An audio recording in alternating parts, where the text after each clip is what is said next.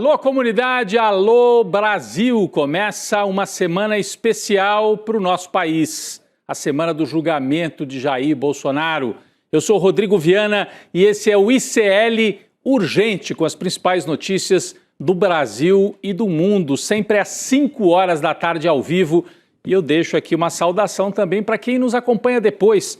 Esse resumo que o ICL traz com as principais notícias no Brasil e no mundo, sempre com a gente na redação do ICL, a Laura Couto. Boa tarde mais uma vez, Laura. Boa tarde, Rodrigo. Essa semana promete mesmo. Até acordei mais feliz. Boa tarde para você que nos acompanha pelos canais do Instituto Conhecimento Liberta e Eduardo Moreira no YouTube. E muito boa tarde para você que está nos ouvindo pela Web Rádio São João, em Quixadá, e pela Rádio Cultural FM no Rio Grande do Sul. Vamos lá, Rodrigo. Vamos lá. Não, eu sou testemunha. A Laura estava animadíssima aqui antes de começar o nosso programa, a gente trabalhando, né, desde mais cedo para fazer aqui o roteiro do nosso ICL Urgente. Boa tarde para você que mora nesse país, em que aquele sujeito que dizia ter físico de atleta, lembram, durante a pandemia, ele falava, pelo meu histórico de atleta, bom, esse sujeito já quer dar baixa no hospital de novo, é coincidência. Sempre que tem uma notícia assim, vai em cana, ele corre para o hospital. A doença do Jair Bolsonaro tem nome. Cadeite, ou TPC, tensão pré-cadeia. Mas calma, Jair. Antes da cadeia vem a condenação, ainda tem uns recursos aí que seus advogados vão tentar. Daqui a pouquinho nós vamos explicar tudo, inclusive que história é essa? O Jair Bolsonaro pedindo para ir para o hospital, para construir essa tese da fragilidade e tentar pegar pelo menos uma domiciliar. É o que nós vamos mostrar daqui a pouquinho no ICL Urgente. Bom, os últimos suspiros do bolsonarismo antes da cadeia. Você viu, na véspera da retomada do julgamento de Jair Bolsonaro, os aliados mais fanáticos do ex-presidente foram às ruas pedir anistia. Aqui em São Paulo, na Avenida Paulista, os patriotas estenderam uma bandeira enorme dos Estados Unidos. Esta aqui no telão é a imagem que marca a manifestação da extrema-direita na Paulista. Tinha bastante gente, mas a imagem mais marcante é esta. Os caras estendem a bandeira de um outro país no dia da independência do Brasil. Além da bandeira dos Estados Unidos, exibiram cartazes pedindo ajuda a Donald Trump, pedindo ajuda, pedindo que ele salve o Bolsonaro da cadeia. Tudo isso no dia 7 de setembro. Segundo a Universidade de São Paulo, que faz a medição do público, havia cerca de 42 mil pessoas na Avenida Paulista. Recuperou um pouquinho do fôlego, não é tão grande como aquela do ano passado, mas é um pouquinho maior do que as anteriores. Olha aí, ó, SOS USA, é tudo em inglês, né? Deus, pátria e família, né? Anistia ampla, geral e irrestrita. Vamos ver de novo aqui. Isso aqui, ó. Deus, pátria, família e trabalho, liberdade, Deus salve o Brasil, thank you, Trump. E a anterior, aquela anterior que estava aqui na tela, aquela moça que estava segurando, era o SOS Trump, né? E o Fora Moraes para todo lado, aqui ó, SOS USA, pare com a ditadura, Alexandre de Moraes. É isso, esse aqui é o naipe assim, da turma que estava lá ontem. A gente não briga com os fatos, tinha 42 mil pessoas, mas são os mais fanáticos que continuam na rua acreditando que a gente vive uma ditadura. Se fosse ditadura, esses sujeitos não estavam aqui fazendo o que estão fazendo, nem as lideranças subiriam no palanque e falariam as barbaridades que falaram. O evento foi organizado pelo Silas Malafaia, um dos aliados mais importantes de Bolsonaro. Laura, parece que o pastor, né, que na verdade é o líder da extrema-direita, não ficou muito feliz com a tal da bandeira dos Estados Unidos, que virou o grande símbolo dessa manifestação. Laura. Rodrigo, o Silas Malafaia ficou indignado. De acordo com a coluna da Mônica Bergamo, da Folha de São Paulo, o pastor disse que a vontade dele era arrancar a bandeira. Ele ainda completou dizendo que os bolsonaristas que estenderam a bandeira não têm noção nenhuma. Como se em algum momento eles já tiveram alguma noção, né, Rodrigo? Mas o mais impressionante é o seguinte, depois de criticar esse bandeiraço na Paulista, o Malafaia enviou um áudio para a coluna da Mônica Bergamo dizendo que ele está desconfiando de que isso foi uma armação da esquerda. Olha isso. Ele disse o seguinte, abre aspas, imaginem aqui a voz do Malafaia. Posso te falar uma verdade? A minha ficha tá caindo. Quem é que vai me dizer que não foi a turma da esquerda que estava ali e estendeu a bandeira dos Estados Unidos? Que não foi a própria esquerda que plantou isso para tentar desmoralizar o nosso evento, que era patriota do 7 de setembro? Foi muita coincidência esse negócio. Foi isso que ele disse, Rodrigo. Coincidência do quê, né, Laura? Bom, ele está dizendo que foi a esquerda. Você acha que alguém de esquerda ia se meter lá no meio daqueles fanáticos para se arriscar, estender a bandeira dos Estados Unidos? Eu conheço uma pessoa que foi lá fazer imagens lá dos fanáticos, mais de uma até aqui do ICL. Mas daí não estava, né, dando bandeira de que era da esquerda, né? Mas, de qualquer maneira, quando eles não sabem o que dizer, a culpa é do PT, a culpa é da esquerda. Na verdade, a bandeira dos Estados Unidos ali na Paulista tem tudo a ver com a lógica do que está sendo feito pela família Bolsonaro, que está sendo feito pelo Eduardo Bolsonaro, pedindo para o Trump atacar o Brasil. Então, muito bom o título que está aqui na nossa tela, Patriotas de Trump. Esse é o resumo dessa manifestação do 7 de setembro na Avenida Paulista. Bom, falando nele, né? Adivinha quem elogiou a bandeira dos Estados Unidos? O Malafaia fingiu que ficou bravo. Mas adivinha quem elogiou a bandeira dos Estados Unidos na Paulista? O filho 03, né, fez questão de não ficar de fora dessa e agradeceu o Trump também nas redes sociais. Aí ele fez a postagem assim, precisa combinar lá com o Malafaia, hein? Por que uma bandeira dos Estados Unidos no dia da independência do Brasil? Aí ele mesmo responde, ditaduras geralmente são derrubadas de fora para dentro, porque dentro delas os tiranos censuram qualquer ferramenta que possa fazê-los perder o poder. É por isso que no dia da independência do Brasil, as pessoas foram às ruas para quebrar a narrativa oficial de que Donald Trump não tem prestígio no Brasil. Não, os brasileiros não precisam mais das prostitutas da mídia tradicional. Somos um povo educado, estou vendo como é educado, que sabe agradecer aqueles que nos ajudaram na guerra para recuperar nossas liberdades. Muito obrigado, presidente Donald Trump, por trabalhar para consertar a bagunça deixada por seus antecedentes. Não sabe nem escrever, antecessores, né, ele quis dizer. Acho que alguém escreveu em inglês e traduziu errado para ele. Mas estava querendo falar dos antecessores. Eu te ajudo aqui, Eduardo. Não é à toa que na outra manifestação da esquerda, a gente não, acho que não tem essa imagem aqui, mas na outra manifestação da esquerda, que aconteceu ontem de manhã, no centro de São Paulo, eu vi uma fotografia gigante do Eduardo Bolsonaro lambendo as botas de tio Sam. Essa é a imagem que ficou. Lambendo as botas, eu falei, lambendo as botas de tio Sam, Eduardo Bolsonaro, e ele fez de novo isso aqui nessa mensagem que a gente acabou de trazer. Eu fico imaginando que tipo de áudio que o Malafaia está mandando agora para o Bolsonaro xingando o Dudu, Bananinha de novo. Lembra que ele xingava? Pô, seu filho! Então, o Malafaia deve estar dizendo assim, eu estou dizendo que a bandeira foi infiltração da esquerda, e o Dudu está dizendo que a bandeira é dos patriotas. Como é que ficou? Não combinaram entre eles. O jogo está mal arrumado lá do lado dos personagens da extrema-direita. E tem um terceiro personagem que nós vamos trazer agora e que parece ser o mais importante daqui para frente.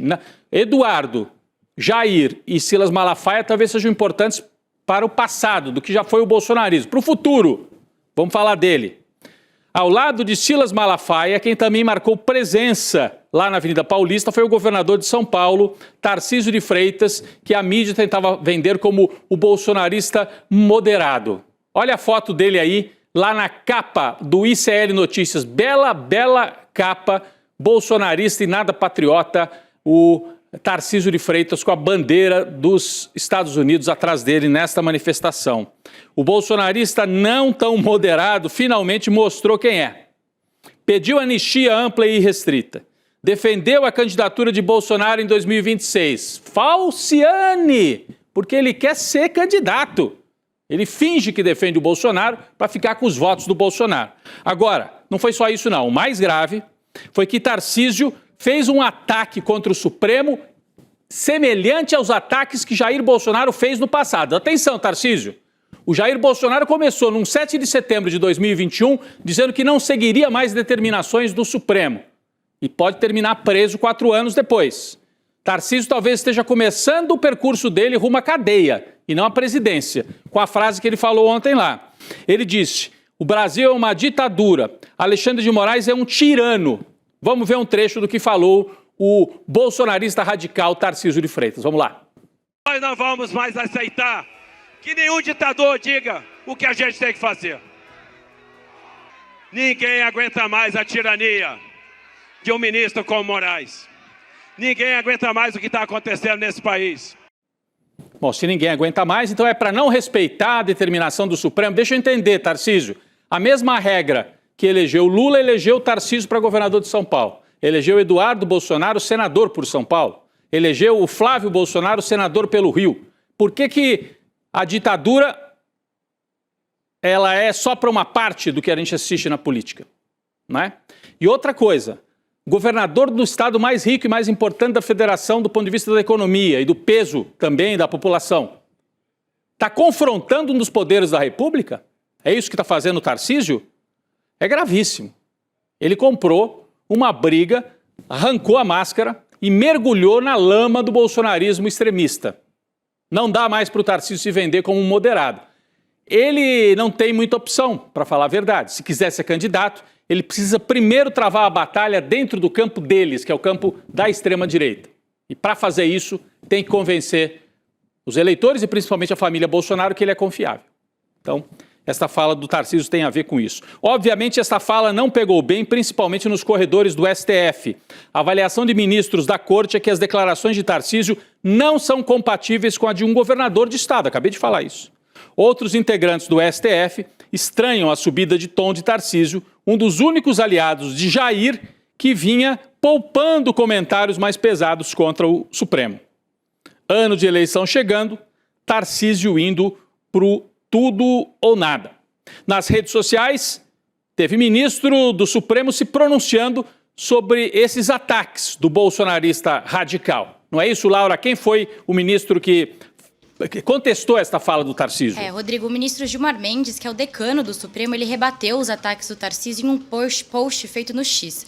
Vamos ver o que ele disse. Ele disse o seguinte, abre aspas, no dia da independência é oportuno reiterar que a verdadeira liberdade não nasce de ataques às instituições, mas do seu fortalecimento. Não há no Brasil uma ditadura da toga, tampouco ministros agindo como tiranos. Se quisermos falar sobre os perigos do autoritarismo, basta recordar o passado recente do nosso país. Milhares de mortos em uma pandemia, vacinas deliberadamente negligenciadas por autoridades, ameaças ao sistema eleitoral e à separação de poderes, acampamentos diante de quartéis pedindo intervenção militar, tentativa de golpe de Estado com violência e destruição do patrimônio público, além de planos de assassinato contra autoridades da República. Aí o Gilmar Mendes listou todos os crimes do bolsonarismo, né, Rodrigo? Além disso, quem também comentou sobre esses ataques do Tarcísio foi o presidente do STF, Luiz Roberto Barroso.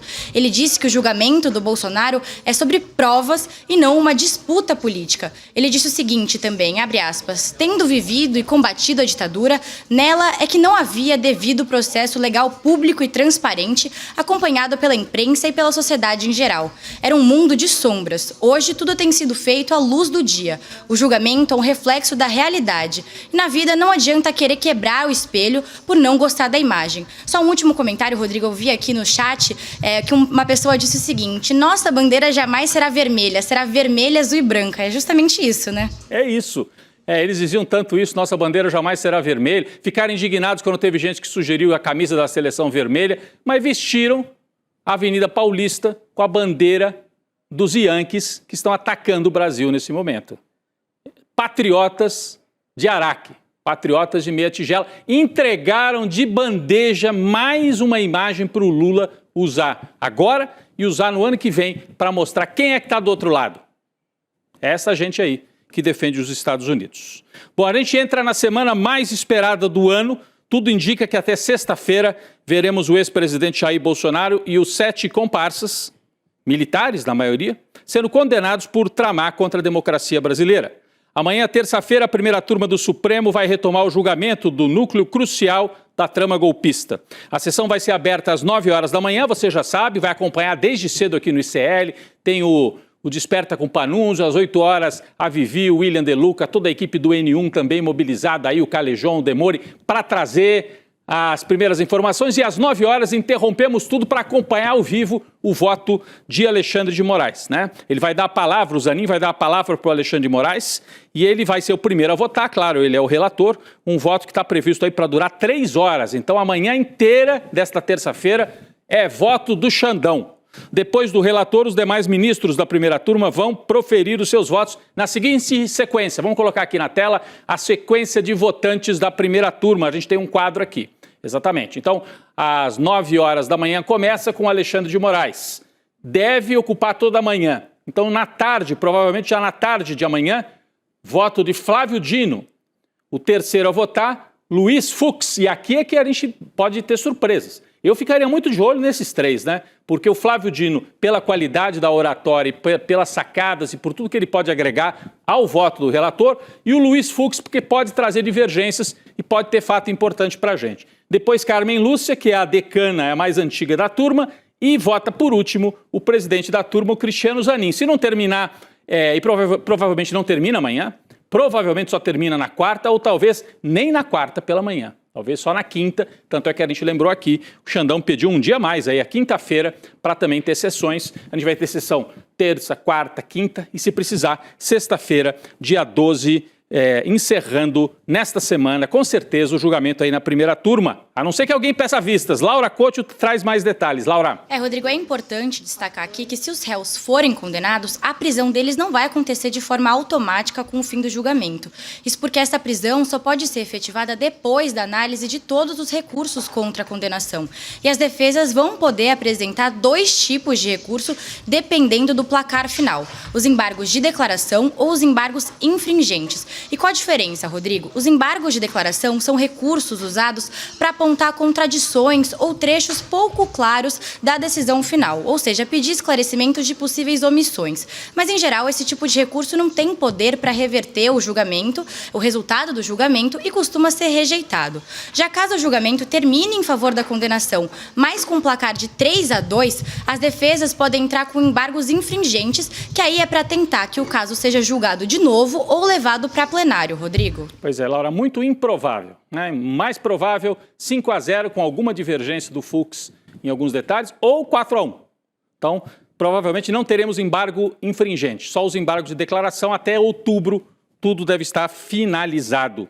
Mas enquanto a gente espera o dia de amanhã, vamos falar de uma coisa aqui. A defesa do Bolsonaro, olha só, foi assim que a gente abriu o programa. A defesa do Jair Bolsonaro pediu autorização ao ministro Alexandre de Moraes para que o ex-presidente deixe a prisão domiciliar para fazer procedimento médico. De novo o Bolsonaro vai correr para o hospital. É medo. Isso aí é medo da prisão.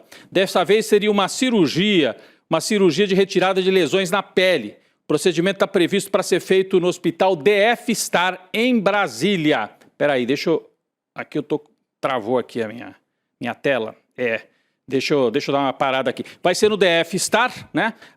O procedimento deve ser no DF Star, que é esse hospital para onde ele normalmente corre, lá em Brasília, né?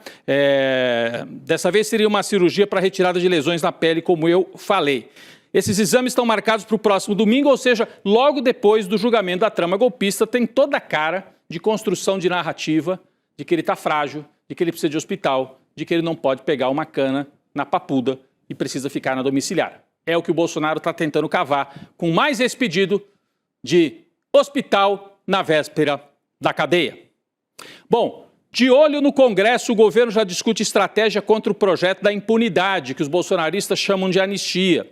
Na manhã de hoje, a ministra de Relações Institucionais, Gleisi Hoffmann, reuniu ministros do Centrão para tentar driblar essa tal dessa anistia. Laura tem mais detalhes. Rodrigo, o plano do governo é enfraquecer o projeto de lei de anistia, impedindo que esse projeto golpista chegue a ser pautado. A ideia é convencer os parlamentares a dar andamento nos projetos de interesse do governo. E para fazer isso, a Gleisi Hoffmann, a ministra, ela quer organizar uma agenda legislativa no Congresso que vai durar até o fim do ano para fortalecer essas outras pautas. A ideia é priorizar a isenção do imposto de renda para quem ganha até R$5.000, né? A aprovação do projeto de isenção do imposto de renda, as medidas provisórias de redução de conta de luz e do gás, a PEC da segurança pública e outras medidas. Agora, um destaque importante: além dos ministros principais do governo Lula, quem também esteve presente nessa reunião foi o Celso Sabino, que é o ministro do Turismo do União Brasil, que é um partido do Centrão que já anunciou o desembarque do governo, Rodrigo. É isso. Então é o Lula tentando mostrar, Laura, que ele vai tentar ainda comer pelas beiradas alguns votos aí do Centrão, mantendo diálogo com algumas lideranças. No União Brasil, o Celso Sabino é um dos poucos, né, que ainda se mantém ali próximo do governo, além do Alcolumbre, presidente do Senado, também tem ali um diálogo com o governo. Vamos para o noticiário internacional, notícia importantíssima que vem aqui no nosso vizinho. Derrota acachapante de Javier Milei nas eleições legislativas na província de Buenos Aires. Importante, ali na província de Buenos Aires vive 40% da população argentina. Então, resultado ali é um termômetro do país. Não confundir com a capital, né? A capital, Buenos Aires, aquela parte turística é uma coisa. A província, na província vivem 40% dos argentinos, né? A coalizão peronista, comandada pelo governador da província, Axel Kicillof, abriu 13 pontos de vantagem sobre a coalizão apoiada pelo Milei. Foi um sinal de que o presidente de extrema-direita perdeu apoio nas últimas semanas, principalmente após as denúncias de corrupção envolvendo a irmã dele, que é também a principal ministra do governo. Cristina Kirchner, líder peronista, líder da oposição, mesmo em prisão domiciliar, comemorou a vitória da oposição na província de Buenos Aires. Temos as imagens aí no telão, olha, a Cristina sai no balcão do apartamento onde ela está em prisão domiciliar e lá embaixo uma pequena multidão mesmo, né, comemorando a vitória, a volta do peronismo. Toda vez diz, agora o peronismo acabou. E não se acaba com o peronismo, que faz parte da identidade da classe trabalhadora e de uma parte até da esquerda argentina. Quem traz mais informações sobre esse importante fato ocorrido ontem lá na Argentina é Fabián Restivo, repórter da Telesur em Buenos Aires e um parceiro aqui do ICL. Vamos acompanhar. Unas elecciones provinciales que el presidente Javier Milei decidió nacionalizar con esta soberbia que lo caracteriza y que finalmente le fue realmente adversa. La diferencia en porcentaje fue de 46 puntos a 33. Es una enorme diferencia de la cual está todo el mundo absolutamente asombrado, propios y extraños, porque se hablaba de la posibilidad de una diferencia de 2 puntos. Los más optimistas hablaban de una diferencia de 6 puntos a favor del gobernador, de los candidatos del gobernador de la provincia de Buenos Aires. Varios factores influyeron en esto. Quizá el más fuerte de todo fue estos hechos de corrupción que involucran a la hermana del presidente Javier Milei, que además es la secretaria general de la presidencia. Una vez más, el peronismo resurge como el ave fénix de sus cenizas y hay vida después de Milei, que es una sensación nueva, renovada, que sale de ayer. El final fue una fiesta. El presidente Javier Milei acabó aceptando la derrota, diciendo en la misma frase que él iba a hacer una lectura de lo que había pasado para cambiar lo que pudiera ser cambiado, y menos de un minuto después dijo, y acá no va a cambiar nada, el rumbo económico sigue, el rumbo social sigue, y no solamente no va a cambiar, sino que lo vamos a profundizar mucho más. Es muy difícil adivinar qué es lo que piensa el presidente Javier Milei. Lo que sí se sabe, lo que sí se siente, lo que sí se respira, es que hoy en Argentina es un mejor día.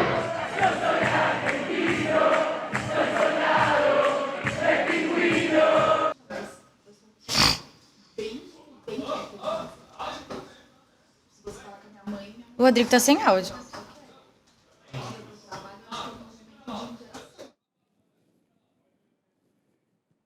Pessoal, agora eu vou para o outro assunto. Continuando aqui no Milei, a Bolsa reagiu com a derrota do Milei. O principal índice do mercado financeiro argentino, o Merval, desabou quase 12% por volta do 12:30 de hoje, depois da derrota do partido da extrema-direita. E, ao mesmo tempo, o dólar ele disparou 5,26% em relação ao peso argentino. Agora, vamos passar para um outro assunto, mas continuando no noticiário internacional. De olho no BRICS, gente. O Lula criticou o tarifaço durante a reunião virtual desse grupo econômico hoje. O presidente Lula afirmou que os países do bloco se tornaram alvo de uma chantagem tarifária. A gente vai colocar aí na tela o que ele falou. A fala do presidente não foi transmitida. A gente tem o Rodrigo de volta para comentar sobre o assunto? Temos. Rodrigo, a gente está falando aqui do BRICS. Eu estava ouvindo, Laura. Foi um probleminha aqui no microfone, mas já sanado, né? Você já passou para os BRICS. Eu queria ter falado um pouquinho da Argentina, mas muito rápido, antes de falar do Lula aqui nos BRICS, que em outubro mais uma eleição importantíssima na Argentina. Foi uma primeira avalanche contra o Milei. Você já disse aí, Laura, despencou a Bolsa, explodiu o dólar na Argentina. Pode ter começado o fim do governo Milei antes da hora. Então é para a gente ficar atento. E o Milei é tido como grande exemplo aqui da direita brasileira. Então vamos ficar atento e agradecer a matéria do Fabian Restivo, da Telesur aqui para o ICL. Mas falando dos BRICS, Laura, que você já começou a trazer, houve essa reunião e o presidente Lula disse o seguinte, nesta reunião virtual: nossos países se tornaram vítimas de práticas comerciais injustificadas e ilegais. A chantagem tarifária está sendo normalizada como um instrumento para a conquista de mercados e para interferir em questões domésticas. A imposição de medidas extraterritoriais ameaça nossas instituições.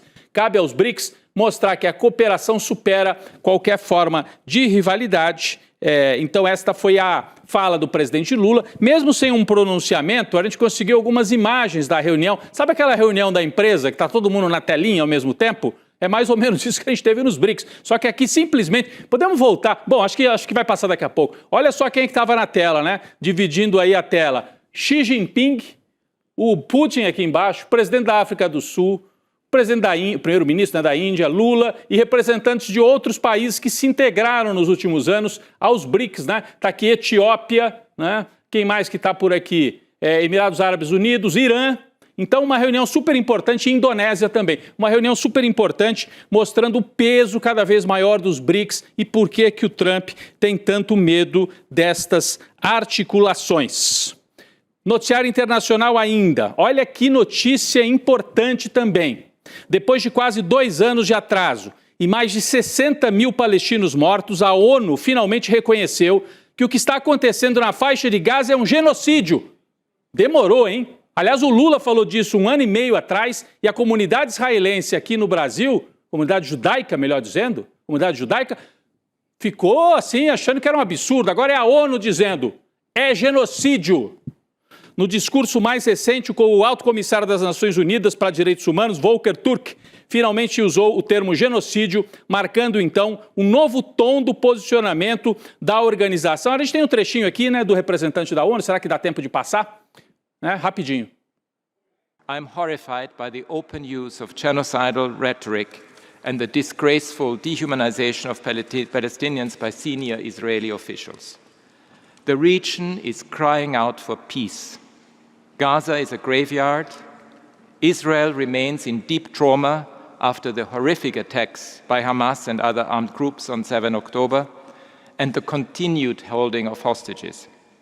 Further militarization, occupation, annexation and oppression will only feed more violence, retribution and terror. Israel has a legal obligation to take the steps ordered by the International Court of Justice to prevent acts of genocide, punish incitement to genocide and ensure enough aid reaches Palestinians. É um dia importantíssimo, então, representante da ONU falando com todas as letras. Gaza virou uma espécie de cemitério e o que os israelenses praticam é um genocídio na faixa de Gaza. Importante sinalização. Enquanto isso, as pessoas morrem, mas a gente tem pelo menos a sinalização da ONU. Última notícia. Na França, caiu o primeiro-ministro, François Bayrou. Crise política na França. A extrema-direita avança por todos os lados. Esse aqui era um primeiro-ministro de centro-direita, um moderado. Né? É ministro atrás de ministro que cai na França. Então é mais um país em crise e é mais um país onde, pelas pesquisas, a extrema-direita avança e a Europa, né, como a gente dizia aqui, vai se criando um clima terrível também na França, crise política com a queda do primeiro-ministro. Obrigado, Laura, inclusive pelo socorro aqui quando falhou o microfone. Imagina, Rodrigo, eu que agradeço. Amanhã não tem ICL urgente, mas a gente vai acompanhar o julgamento, então a gente espera vocês aqui no ICL. Até amanhã, pessoal. É isso, urgente é o dia inteiro amanhã, porque amanhã é o julgamento e o ICL vai estar nesta cobertura. Aliás, falando em urgência, prepare-se. Vem aí uma estreia no ICL que vai entrar para a história, hein? No dia 14 de setembro, enquanto o Jair vai correr para o hospital, o ICL vai estrear esse documentário, O Fim de Bolsonaro. 14 de setembro, às 8 horas da noite, será o lançamento do documentário original do ICL. O Fim de Bolsonaro, como a democracia brasileira venceu o golpe. É um dossiê sobre o fracasso dos golpistas, todos os detalhes do que eles fizeram e dessa reta final no julgamento, com documentos, provas, depoimentos e análise com todas as etapas que levaram Jair Bolsonaro e a cúpula militar para o banco dos réus. Temos um trailer para assistir, vamos lá.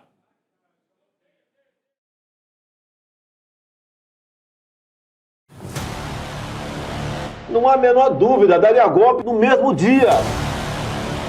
Através do voto, você não vai mudar nada nesse país. O que ele fez na vida e na carreira política dele foi atentar contra a democracia brasileira. Organização criminosa liderada por Jair Messias Bolsonaro. Eles fizeram um plano que previa a execução, o assassinato do presidente Lula, o vice-presidente Geraldo Alckmin e do ministro Alexandre de Moraes. Tem documento para provar isso. Pela primeira vez, militares criminosos são julgados pelo judiciário. O senhor admitiu que trabalhou a minuta golpista? Editou a minuta? Se humilhou na frente das câmeras, se humilhou diante de todo o Brasil. E fazendo um trabalho que o regime militar não fez, matando 30 mil, matando. Se vai morrer alguns inocentes, tudo bem, se for ter guerra, morre inocente. É isso aí. Garanta já o seu ingresso pro documentário que vem aí no próximo domingo. E o que vem aí também agora é o N2 com mais notícia e análise ao vivo aqui com a Gabi, o Chico Sá e o Juliano Medeiros. Daqui a pouco eu tô por lá também. Valeu, gente. Obrigado. No próximo domingo, dia 14 de setembro, às 8 horas da noite, o ICL vai transmitir gratuitamente o documentário O Fim de Bolsonaro. Esse é um original do ICL que reconstrói com provas, depoimentos e uma investigação jornalística o maior julgamento da história da nossa democracia. Pela primeira vez, um ex-presidente e a cúpula militar sentam no banco dos réus. E a gente vai mostrar tudo, os bastidores do golpe, a linha do tempo da conspiração e como a democracia brasileira reagiu e resistiu a uma tentativa de golpe. É gratuito, online e com um debate ao vivo logo depois da exibição, com Eduardo Moreira, Juliana Dalpiva, Elô Vilela, Chico Sá e comigo, Leandro Demore. Se você quer entender de fato o que aconteceu, inscreva-se agora. Acesse icl.com.br/estreia e garanta o seu ingresso gratuito. Todos os dias, as principais notícias do Brasil e do mundo direto no seu WhatsApp, com informação de qualidade e sem fake news. Escaneie agora o QR Code e entre para o canal do ICL Notícias. Informação que importa onde você estiver.